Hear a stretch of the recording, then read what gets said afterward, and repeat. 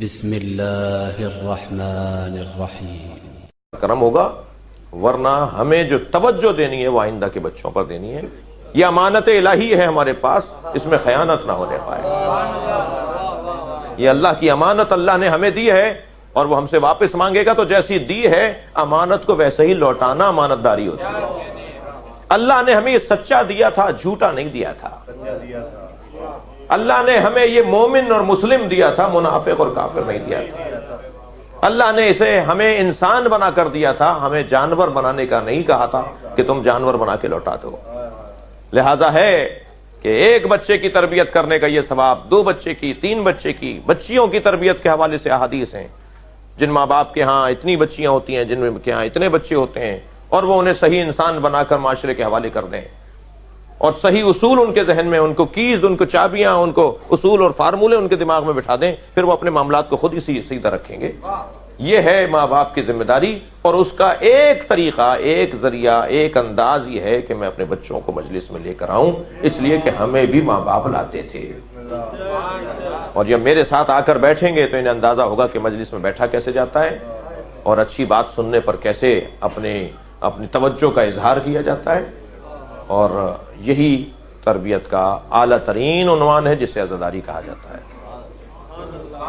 بھئی دیکھیے، بس جملہ آخری ہے، اس کے بعد مسائب، کہ سب سے زیادہ اللہ کو جس چیز سے نفرت ہے وہ ہے تکبر، اور تکبر مٹانے کا بہترین ذریعہ فرش ادا ہے۔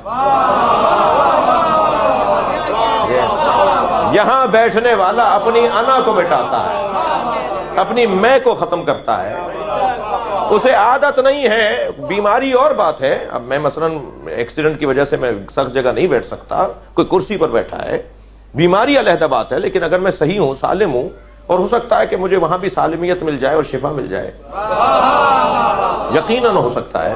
تو یہاں پر یہ بہترین ذریعہ ہے جسے تکبر مٹانے کا عنوان قرار دیا جائے، فرش اعضاء۔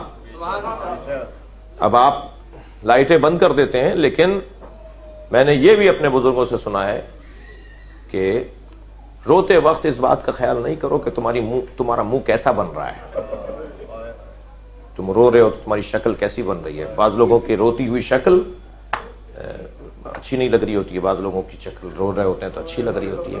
میں تو کہتا ہوں کہ اگر غم دنیا پہ رو گے تو شکل اچھی بھی ہو تو بری ہے۔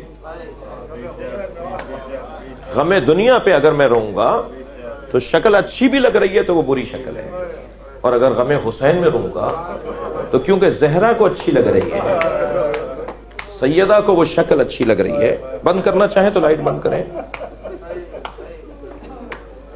تو وہ مجھے فکر نہیں کرنی چاہیے اس کی۔ اگر آپ ہمارے لیٹسٹ ویڈیوز کے بارے میں جاننا چاہتے ہیں تو ہمارے چینل کو سبسکرائب کریں اور بیل آئیکن کو پریس کریں۔ شکریہ۔